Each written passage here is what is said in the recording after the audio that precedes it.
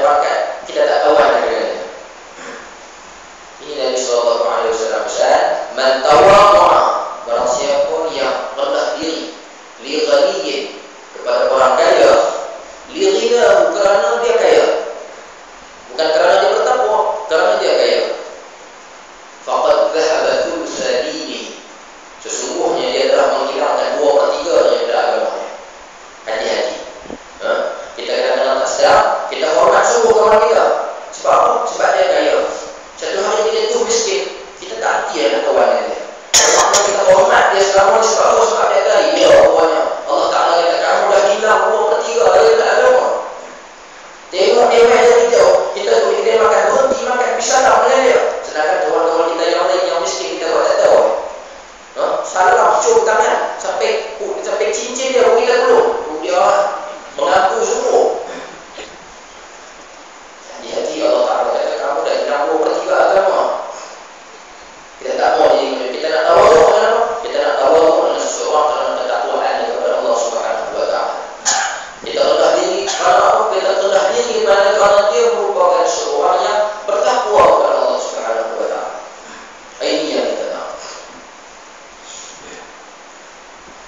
Tuan muslimin dan muslimah yang dirahmati Allah, banyak sangat tafsiran takwa, banyak sangat gambaran takwa yang ulama bagi kepada kita untuk kita ikut. Macam-macam cara orang nak ikut, macam-macam cara orang nak buat dalam kehidupan dia supaya dia boleh dorongkan diri dia kepada Allah Subhanahu wa Ta'ala. Ulama sufi kata apa? At-turuqu ila Allah kan nufusi bani Adam wa tauhid wahid.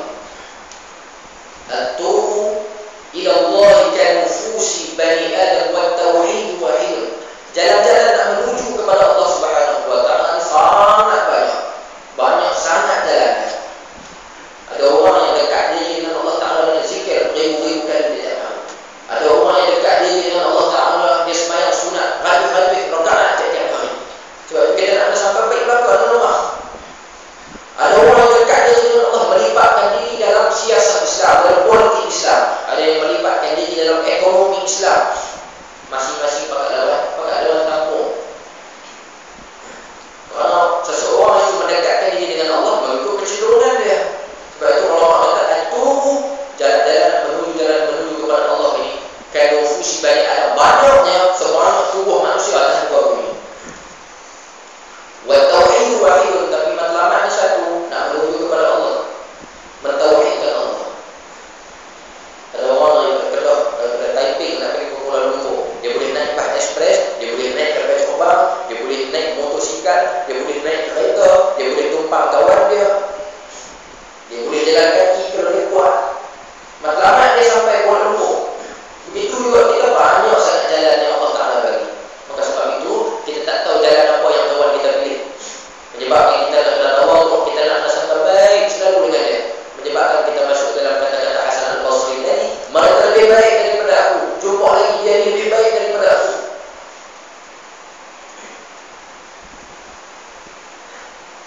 Sebab itu kita nak kena berjatuh ego kita, tak tahu. Kita nak kena jatuh ego kita, kita nak kena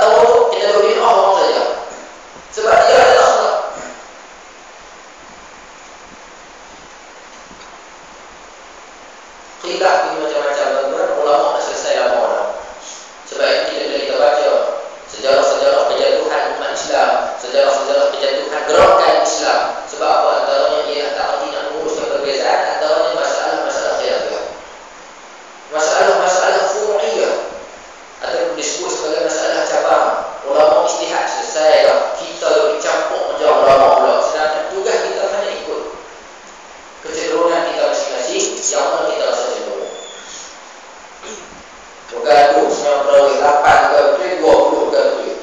8 ke salah, 20 ikut sunnah. Yang ke 8 ini ikut sunnah, 20 bid'ah. Gaduh.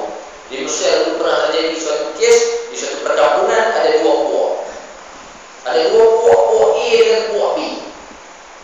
Satu sembahyang 8, satu sembahyang 20. Yang 8 kata, kami inilah orang yang ikut sunnah sebab kami buat apa yang Rasulullah buat. Kamu 20, kamu tak ikut sunnah sebab Rasulullah tak pernah buat sembahyang tarawih sampai 20. Yang 20 pula, kami ikut sunnah sebab kami banyak ibadah. Rasulullah suka ibadah banyak. Kamu tu penyegan, kamu tu pemalas. Beritahu lah kamu penyegan. Jangan kata kami ni tak ikut sunnah.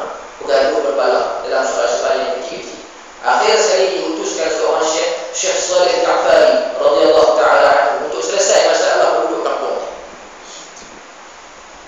Maka bila Syekh Saleh Ja'fari sampai, orang tanya dia, apa hukum kami ni? Yang buat 8 betul ke? Yang buat 20 betul ke? Maka jawab Syekh Saleh Ja'fari, dia kata apa? Dia kata, aku sebagai wakil daripada Universiti Al-Azhar datang ke sini untuk menyelesaikan masalah kamu. Dengan ini aku mengeluarkan fatwa bahawa kamu penduduk kampung ini pada tahun ini tak payah sembahyang tarawih langsung. Tak payah sembahyang tarawih langsung. Sebab apa? Kata Syekh Saleh Ja'fari, kata sembahyang tarawih ni hukum dia sunat kan? Macam mana hukum sunat dia bawa sunat haram dia bergaduh bersama kamu pula. Maka tahun ni tak payah sembahyang tarawih langsung, tahun depan dia fikir lain. Ini adalah bahasa Arab. Yang nak buat 8 buat, nak buat 20 buat. Dah tak buat yang alhamdulillah. Pakai lagi insya-Allah. Jauh sebab kita nak benar-benar khilaf yang macam ni. Orang kata kena salamatus sabri, kena gaduh, kena lapar. Dia tak ada dada sempit. Dada lapar itulah menunjukkan kita nak tawadhu. Kita nak kena rendah diri dengan orang. Awal Ramadan tu masuk okey. Orang bertanya, beri diri bulan Ramadan lepas tergelincir matahari. Makruh betul ke Imam Syafi'i kata ustaz? Bukan kau mulut mani untuk Allah Ta'ala suka, tapi kita duduk mulut busuk. Tidak ada masalah dalam soal, termasuk dalam masalah khilafiyah juga. Nak ikut Imam Syafi'i, silakan. Tak mau ikut Imam Syafi'i dalam urusan ni, mungkin ada pandangan imam lain yang kita cenderung ikut. Jangan balah. Jangan nak kata Imam Syafi'i ni tak apa kena pula. Mungkin dia tak buat dalil pun. Oh pula, lalu kita buat dalil pula. Dia tak buat dalil. Imam Syafi'i kata, aku memakruhkan mereka yang gosok gigi waktu itu sebab mulut dia berbau. Mulut kurang senang. Mulut kita berbau itulah dia katakan kesan kepada ibadah. Athari ibadah. Kita ambil wudu, tangan kita basah, kepala kita basah, muka kita basah. Itu asal ibadah. Basah itu menunjukkan kita beribadah, kita berwudu. Maka jangan duduk lap. Orang kata, Imam Syafi'i jangan duduk lap sebab itu kesan ibadah. Biar mayar keadaan basah. Tak apa. Oh tak cenderung pandangan tu. Saya tak apa nak setuju pandangan. Tak apa, tak setuju tak ada masalah. Benda ini bukan benda qat'i. Sembahyang wajib dia bila tak hidup pangkat. Benda-benda macam ni dia tak panggil benda qat'i, dia panggil benda zanni. Benda atas sangka-sangka. Benda atas sangka berat. Maka tak setuju dengan Imam Syafi'i dalam urusan ni. Oh tak apa, tak ada masalah, kita ikut pandangan Imam Abu Hanifah. Imam Abu Hanifah kata apa? Imam Abu Hanifah kata, aku tak kata makruh kalau gosok gigi waktu tu. Sebab apa? Sebab bila gosok gigi, Nabi sallallahu alaihi wasallam kata, mulut orang yang berpuasa wanginya lebih daripada kasturi. Mulut kita berbau. Mulut itu dikatakan wangi lebih daripada kasturi. Allah Ta'ala suka. Kalau macam tu Allah Ta'ala suka. Mulut berbau Allah Ta'ala suka. Bila kita gosok gigi, mulut kita wangi. Lagi-lagi Allah Ta'ala suka. Oh macam tu pula. Itu pandangan Imam Abu Hanifah. Kalau tu kurang, jangan balas. Yang nak gosok gigi 10 kali, gosoklah sampai patah gigi pun. Yang tak setuju, hari tu gosoklah sekali lepas daripada sahur. Sebenarnya tak payah balas nama.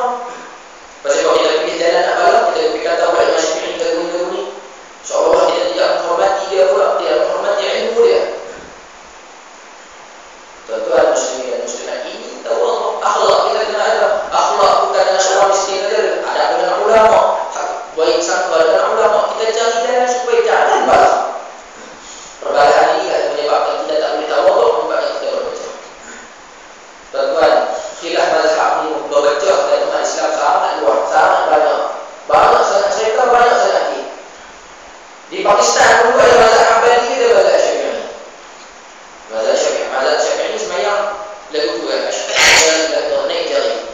Yang mazhab Hambali lagu ni benar tak? Kalau dia Allah dah tengok kan, jari macam tu dia goyang. Yang mazhab Syafi'i juga goyang apa? Lagu ni kena buat, bukan lagu tu. Oh, waktu mazhab Hambali semayang lagu ni, tengok dia semayang dia apa? Tengah dia pecah dia pegang jari. Bertumbuk waktu semayang, bertumbuk isu apa? Kih apa? Kih benda ni jari gerak nak duduk dia. Bertumbuk.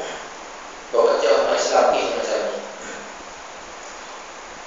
Di Malaysia dulu pernah jadi kaum muda, kaum tua. Kaum tua berbuih beduk, speaker tak ada lagi, mikrofon tak ada lagi. Kaum muda kata Nabi tak pernah buat bid'ah. Gaduh. Malam-malam kaum muda ni pergi surau, cabut beduk aduk tergantung, buang dalam sungai. Gaduh. Benar khilafiyah belaka. Ada sebuah kisah dulu, seorang ulama nama dia Al-Jassas. Nak beritahu orang pada tu ketika itu dia anggap mazhab ini benda yang tak ada ruang semacam akidah.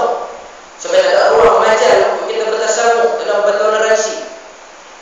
Al-Jassas ni seorang ulama yang hebat. Satu hari dia ni bukan dia berkunjung ke Spanyol, ke Andalusia. Andalusia ni mazhab sama saja macam mazhab Al-Jassas, sama ya. Cuma bagi Al-Jassas dia beristihad. Bila semayang, tangan letak di sini. Macam kita buat lah. Tapi orang Spanyol lepas tangan ke bawah. Mazhab sama. Cuma mazhab tu ada dua kaum.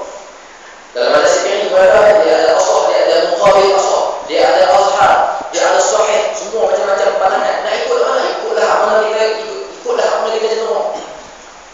Cuma ada pandangan yang tak boleh difatwakan. Pandangan asah, pandangan yang boleh difatwakan. Jadi Al-Jassas ni berkunjung ke Spanyol. Maka orang kenal dia tapi orang tak tahu muka dia sebab tak pernah tengok televisyen pun tak ada lagi, suara pun tak ada lagi. Jadi dia masuk dalam masjid tu, dia semayang macam biasa, orang lain semua tangan lepas, dia seorang yang tangan macam ni, menyebabkan semua orang tengok dia. Orang Spanyol semua tengok dia, orang Spanyol kata, dia kata, "Man adkhala masjidan hadzal kafir." Siapa yang masuk si kafir ni dalam masjid? Sebab begitu perpecahan umat Islam. Kerana khilafiyah. Kita tak mau jadi macam tu. Pandangan sangat banyak. Kita bukan ada 4 mazhab, kita bukan ada 8 mazhab, bahkan ada lebih kurang 500 mazhab.